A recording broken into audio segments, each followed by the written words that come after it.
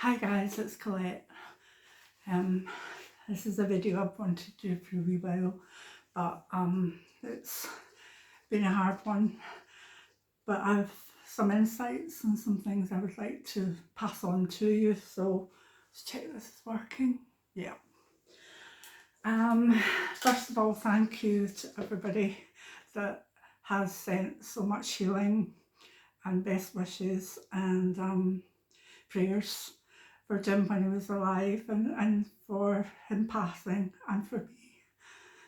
And I said I wasn't going to cry this early on. Anyway, got to get this out. So send me your your love afterwards. What I would like to say is I'm very aware that there could be people that are grieving that maybe don't need to know the ins and outs of what I'm going to say. But there is something important about my husband's spirit when he passed that I would like to pass on. So I don't know if I can do some sort of timestamp, but I certainly will put it in the lead comment, the pinned comment, as to when I'm talking directly about that time. I want to give a wee run up to it just now, but if anybody wants to skip all that and just go to about his passing and his spirit and what happened thereabouts, because it was amazing. And it opened up more questions for me in a way, because I had seen passing before and it hadn't been this way around, but I'll get to that. So anyway, Jim had been ill last September, October time, had really bad cough, and at that time he was being treated for bursitis and also spinal arthritis that was eating away at his spine, so he was in a lot of pain. And we did have nurses in and out for him, and they were very much concentrating on his legs and his back. And to me, my worry was that, but also this cough which didn't seem to go away. And some nurses come in and said, oh well, we'll leave it and we'll see what happens, and it might go away and it might be the flu or whatever. And then after about 2 or 3 weeks, it wasn't getting any better. In fact, he was coughing for about 45 minutes in the morning, the same at night, constantly, and periods like that throughout the day. He wasn't coughing all the time, but when he coughed, it was maybe 45 minutes to an hour. So I asked a doctor to come in, well, I asked a nurse to get the doctor in, and she came up and she sounded his chest and said, maybe give him some antibiotics. So he had antibiotics. 10 days later, 2 weeks later, more antibiotics, and it just wasn't going away. And he was getting quite distressed with his breathing, so there was an inhaler and there was this and there was that, and I was like, no, I'm not happy about this. And one morning I called the nurses in quite early. This time I was looking after him, but we did have carers come in morning and night, from about February, I believe, but this was earlier, so I was doing it all on my own with help from, the girls when they were in and out. But I just was like, I've had enough of this. This needs an x-ray. So they said, we'll give him an x-ray. And when he got the x-ray through, which was about another week and a half, a fortnight, the morning he was due to go to that, he couldn't breathe. And I just phoned an ambulance, and he was taken in, and I think that must have been about December time. Yeah. And they said he had I can't remember the name for it, but basically there was fluid built up in his lung, and they would need to drain it and take it away and do all sorts of things and give him steroids or whatever. So that happened, and then he was in hospital over Christmas, and I didn't feel he was very well, but on New Year's Eve, it seemed like everybody in the ward was getting, you can go home. So got him home. I was so glad to have him over the bells, because I hadn't had him at Christmas. And we just went back to being just ourselves, and he still wasn't well, so we couldn't get through to the living room or anything for Hogmanay and New Year. And it was difficult, but you know, we had our love and our contentment, and we were quite happy with that. So a few weeks later, I started to get concerned about maybe fluid building up again, and at that point, I was taken back into hospital again. They did more tests, and on Friday, the 8th of February, he got a wee side room and told us that he had stage 4 lung cancer, and that it was in his bones, and I believe in his stomach. And the girls and I were just so upset. And the poor man, he was being so brave. All I could think of was us. So anyway, we came that night. He'd just stay in and get more stuff done, and fluid had built up in his lungs again, so he had to get a bigger drain in, and it was draining off all this fluid, and he was weak and whatever. But there was also going to be a treatment plan, and one thing he was like, I've got our younger daughter's wedding in August, and she's having a baby in November, and I've got to be there. And they said, right, well, we'll see what we can do to keep you going. So it was a terminal diagnosis, but I mean, it was about February, March, and we got him home. And then it kicked in. My life changed so much because we had nurses in, because he had also bed sores at that stage, and we're needing things done. He was still his gorgeous self, you know, he was caring about everybody else. And he decided that he would eat, there were certain things he couldn't tolerate. He'd always really liked a mix of things, but he decided he really liked savoury and also wanted meat. Now, Jim and I had been vegan for about 3 years at that point. I was just craving meat and whatever, and I said, well, you know what, whatever you want you get. If it will go down you and it'll stay down, it'll keep some weight on you, because Jim was never held much fat, put it that way. So anyway, this is going on forever, I know, but so we'd carers, we'd nurses in every second day, and in between that I took care of his stuff, and we had carers in morning and night. He was very much confined to his room at that point. He had a man cave, and there was a wee bed in it, so everything gets set up through there. And he just got on and chats with the girls, and made friends over, and he was determined he was going to make this this baby's birth and the wedding. In fact, he'd even asked one of the carers to no, it was actually it was either the Marie Curie nurse or the palliative care nurse. She said, just you tell me what you want with that kill outfit and I'll set it up there. And he said, I think I've lost weight. I think the kilt will slide down on me. And I remember she said, don't worry, if I have to duct tape it on you, we will keep that kilt up. And there was moments like that were just really funny. Everybody was on his side, they were behind him. So he was going to get his kilt duct taped to his waist so it didn't fall down. And it was going along not too bad. You know, nobody would say how long he got, but we had a form through from DWP that gave him a bit of a grant every month because he was stage 4, and that was assumed that he would not be here a year later. And that kind of was like, oh goodness.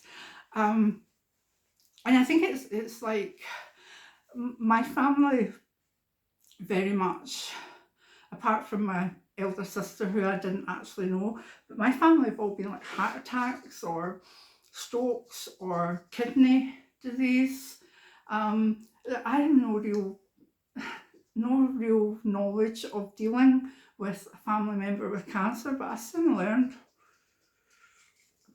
But it meant that I wasn't very aware of how bad things were getting, and my elder daughter was. She she kind of knew. She had actually thought he had cancer a few years ago because of the amount of pain he was in with his bones. And sure enough, there was cancer in his bones. But so Annie, not yet. Annie's my wee helper. So that went on, and I got him out in the garden once. It was April. I remember it was April, and it was really sunny weather. I managed to get him down a couple of wee stairs to the back garden, get him sitting. Got a brilliant photo of him with Annie on his knee. And it was only when I looked at that photo I realised that he was very, very skinny. He was just diminished in physicality, but not in personality in any way. So, but the aim was to get through to at least mid-November, maybe even Christmas. And his consultant, Dixon, was very up and saying, yeah, we could try this. So he was put on immunotherapy, and I think it was 3 or 4 sessions every 3 weeks to see if his body would fight the cancer itself. And obviously I was doing as many sort of healing techniques and more of the just healings and stuff. But we got the bad news round about, what would it be now? That would be April, May, June. I think round about late May time. He was back in hospital a couple of times, and it really sorry, but the immunotherapy is not working, and the cancer is spreading more. It's and I don't think there's anything more we can do. And he said to the consultant, you know from the start that I've got reasons to still be here, and I really would like to be here, even if it's just from the wedding in August. And the consultant said, well, okay, we can maybe give you chemotherapy, but I have to say to you that, it's one thing or the other. The chemotherapy could really wreck your system, and it's not in very good shape. And Jim was like, I'm taking it, give me it. So between that, he had radiotherapy to seal his spine a wee bit, because they were really worried that the cancer could easily get into his nervous system and into his brain. And that was what he feared more than anything, absolutely more than anything, that he wouldn't be able to, know us, or he would be very debilitated mentally. So they gave him that, and he did get relief, believe it or not, from round his spine. But at that time he was on morphine and codon and all sorts of things. I mean, I'm an ex-pharmacist, but even my brain was like, it's all this, and there was injections and whatever. So I think it must have been about June he went for his first chemo, and he came through it fine. And they were going for 3, and then they would do the kind of see what was going on with MRI scans and stuff and x-rays. He started not feeling very well, but it was the chemotherapy seemed to get through fine, and then the breathlessness started coming back, but it was really bad.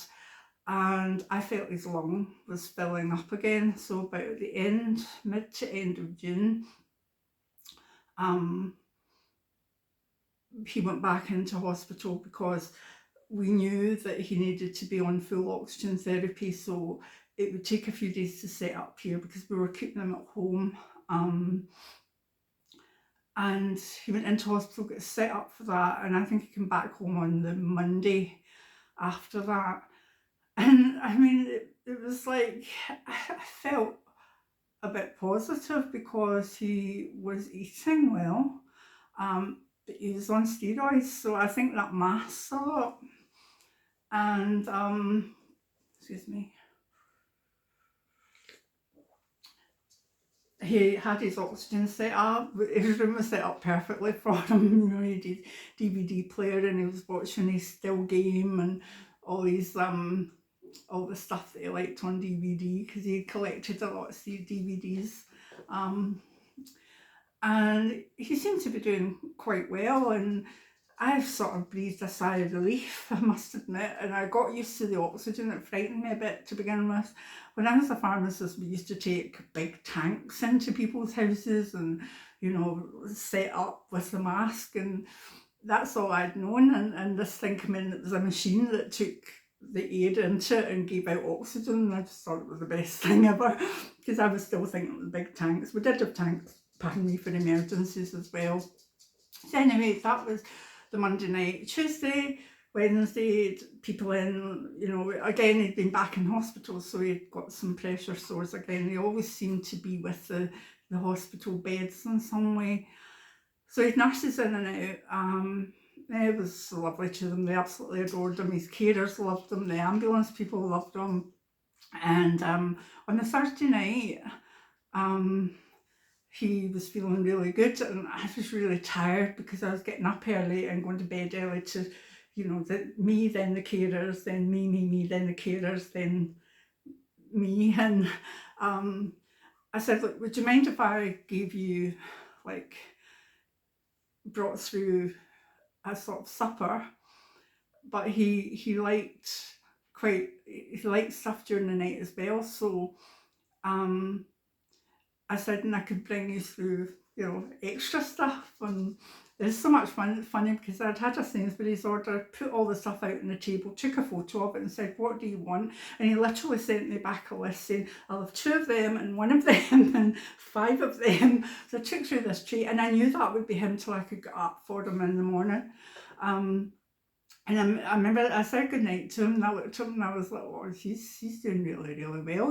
The oxygen has settled his chest down. He was watching his films, he was eating his food.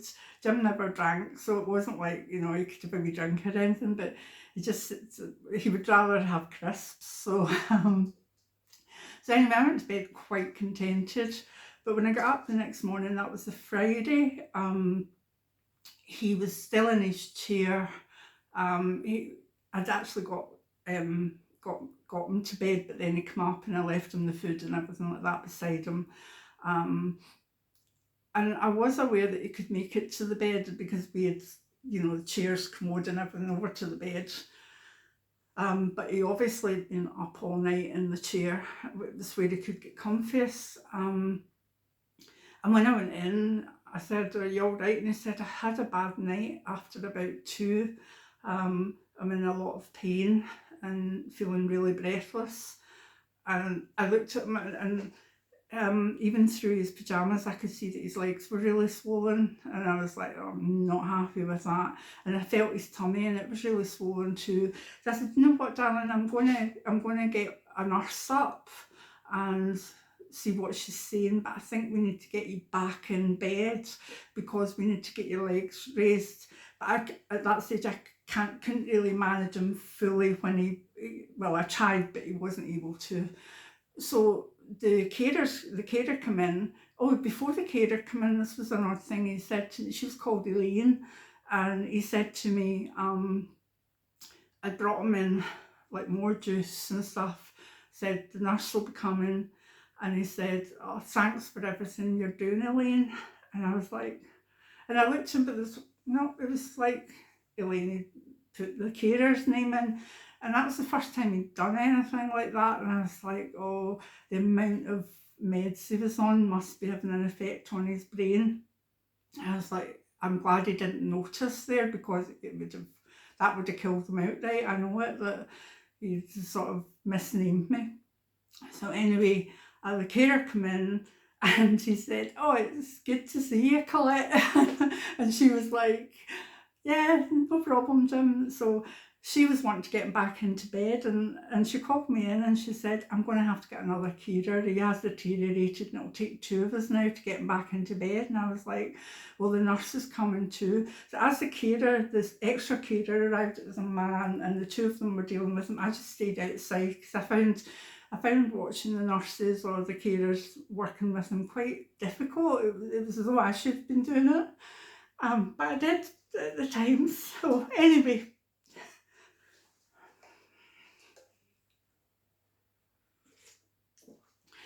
So by the time the nurse came, she said, oh, we need different meds because he's starting to get agitated, and we'll see about getting a doctor up this afternoon. And I was like, fine. So I called my daughter, who was on holiday at the time, and said, can you come over, but there's meds to be picked up. So she did all the practical work and running about, and we got him in bed, and the doctor came and said, you know, I think he should be in hospital.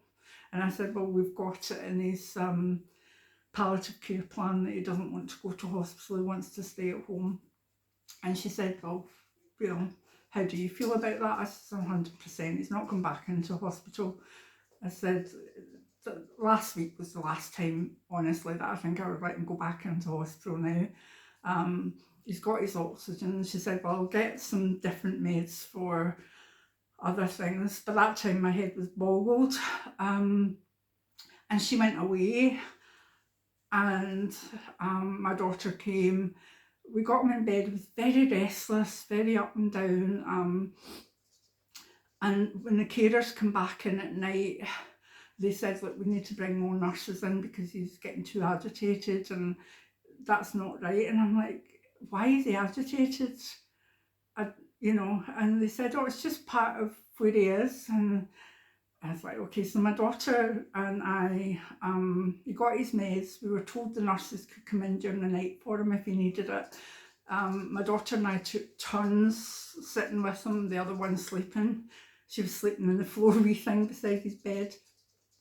So we got through the night, and the following morning, he wasn't awake. His breathing was difficult. We midget in here. And carers came, nurses came.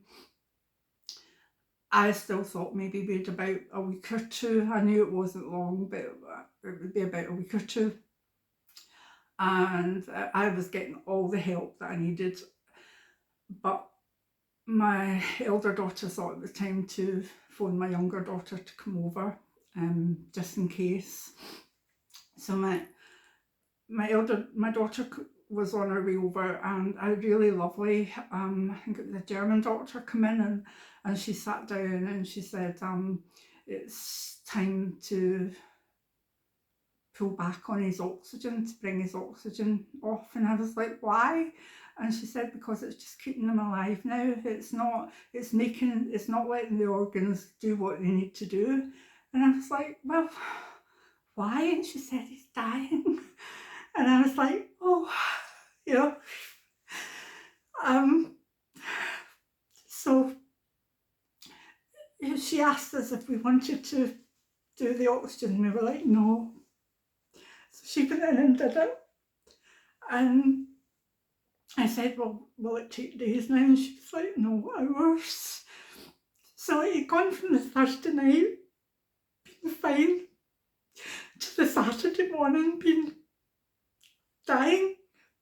And he had been actively dying for the day before. There's no doubt about it when I look back on it. Hi, Annie. So, excuse me. So, so we had both daughters here, and his friend, a very good family friend, was at our wedding so many years ago, etc. And we were sitting with him. He didn't regain consciousness. His breathing was very ragged, but he wasn't agitated or anything. It was very much just as though he was sleeping with a chest infection, to be honest. But you could tell that things were changing. And I sat for a couple of hours, and I just felt overwhelmed. And I thought, I need to go to the loo, go and sit in my office a wee while, which is also my little sanctuary sort of ceremony room. So I left my two girls and I come through. Now, this is where I'm hoping people that have not wanted all the tears or whatever are joining me, because this is what was very strange to me. But I understood it. You see, when I've seen the soul leave the body, the person stopped breathing, and then I've seen the silver thread break and their astral body go up. And I knew that was actually a really lovely thing to be able to see, and I was blessed to be able to see it. So I was sitting through, and I was just sitting through in my wee office kind of thing and saying, right, the next 3 hours, Colette, you've got to hold it together. Help him off. And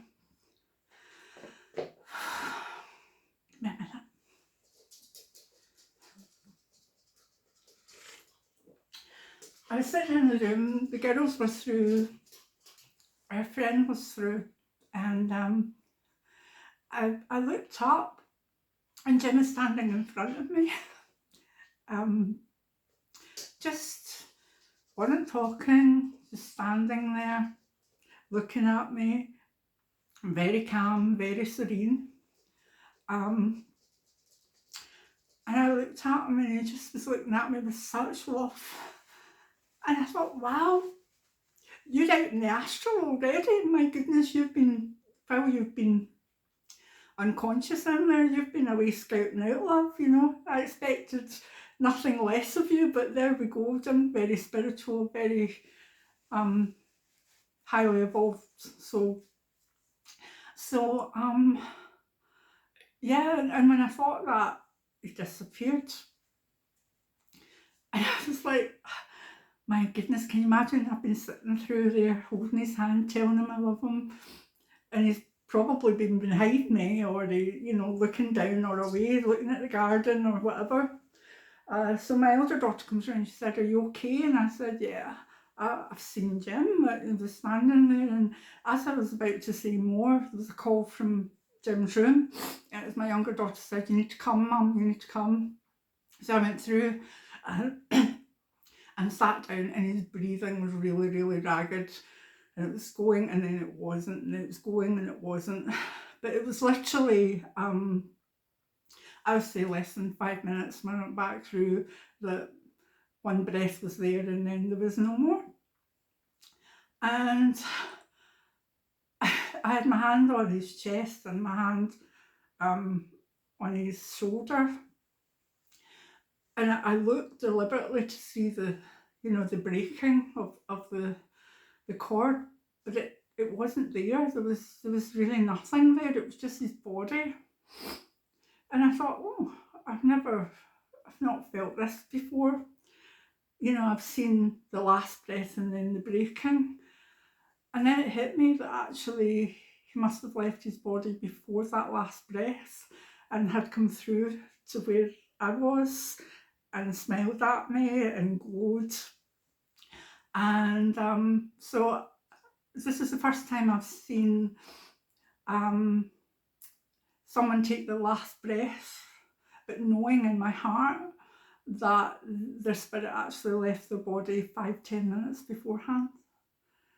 And that's been a lesson to me, because I've always thought, all right, last breath, boom, off they go, because that's what I've seen with other people. But I believe that when he was through looking at me, his spirit had actually left his body, and it was just the body and its breathing that was running down.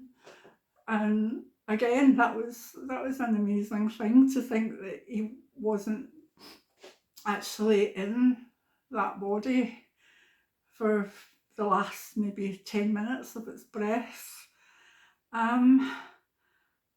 So that's what I saw, and it's been very comforting to me. It was amazing. And explaining it to other people, and the I don't know, the relief or the joy it gives them to know that he was actually there, and was fine. He looked amazing, absolutely amazing, and then he wasn't. But it meant for the last maybe, oh, I don't know, maybe the last 18 hours of his life or whatever. He didn't suffer. He wasn't there. When I asked, I said to the doctor, if we turn off his oxygen, won't he feel it? Won't he be distressed? And she said, no, no, he's way past that. He would not feel it at all. His consciousness is not feeling what's going on in his body. And I was like, okay, that helps. So I still think back on it, and I love it. I'm amazed, but I miss him. However, there will be more videos because he's made his presence felt probably on about 5-6 occasions now, and he's only 4 months over. I saw him at my daughter's wedding. We've felt him around, but we've also had sight and proof of things that only Jim could know. But they'll be separate videos if you want to know them. I thought about putting the grief and the aspect of some of the spiritual things that have happened to us since he passed. Should I do it or not? But every time I tell someone that's spiritually minded or that is open to our way or has a belief in the afterlife, when I tell them these things, it seems to give great comfort and great sense of even hope. So I think I'm going to do it. It's been 4 months. I've wanted to do this for about 2 months, but every time I've set up the camera, I've got 2 words out and I've just cried. I am a crier. I've cried a lot. Getting on with things.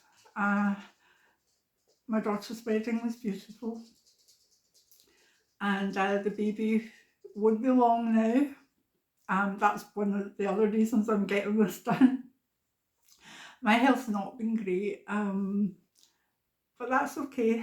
You know, anyone with an autoimmune disease and pain will know that if you put stress on it, etc., then it is going to get a bit worse. But I'll get there. I'll get there bit by bit.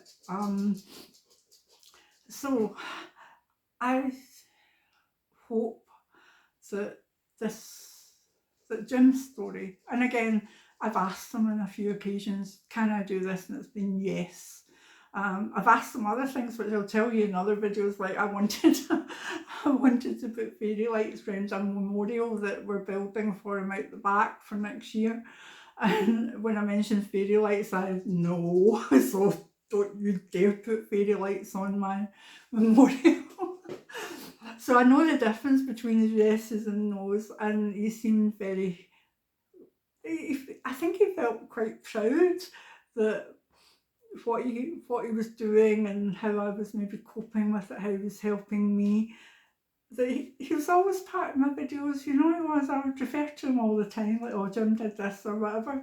And I think he's happy maybe that can go on. So what do you think? What do you think of his passing? Have you seen similar? You know, does it give you hope? Have you had similar experience? If you want to share in the comments, that's great. If you don't, it's fine. It's fine. I don't want anybody doing anything they really don't want to do. But I always feel that conversations about death and dying can be helpful. Yeah, I've lost quite a few people. I lost my mum and dad when I was in my early 30s, 34. I've had various losses, but nothing's been like this. Nothing. So I'm kind of looking forward to being a nana again, obviously having fun with my other grandson, and having a winter of going within that time, enjoying the cottage, feeling Jim about it. This was his solace, his little sanctuary. He loved it. And with Annie and friends and family. And I think it's time to. I felt a spark earlier on. I had no plans to do this video. I've not even got lighting properly or whatever. I just phone up. But I felt a spark of creativity earlier on, and I thought, that's a good sign for me. If I'm very, very poorly and ill, I can't be creative, and if I'm very, very, very traumatized, I can't be creative. So when that spark, I would like to do such and such, I would like to, I managed to keep a journal until about a month after he died, and after that it all went to pot. This is me. So that's where we are now. I have about 6 different things that have happened that are very wonderful to do with Jim, but I need to write them up first and confer with, people that they were to do with, because it wasn't all about me. He appeared to other people, and get that in place before I can actually sit and do a video, or it'll just be it'll be all over the place. Not that this one isn't. So thank you again to everybody that's been with me since he's been ill and well before. The channel, you may notice, isn't monetized anymore. I'm retired now. One of the regrets I have is that I didn't retire earlier. So any videos I do will be sporadic, and there'll be more now about maybe the grief journey or spiritual things that happen. Who knows further down the line, but at the moment I can't cope with anything that would be a pressure. So yeah, I'm fully retired. I'm retired with ill health now anyway. There's just too much wrong with me. But so this, I feel, being back to YouTube, but with it is just our little community, and not monetized, no adverts. I don't need to worry what I'm putting up. I don't need to worry what adverts will go beside it, all stuff like that. It makes me feel that I can share, even though it might be sporadic and it might be very different to the normal videos that maybe I used to put up, the teaching videos.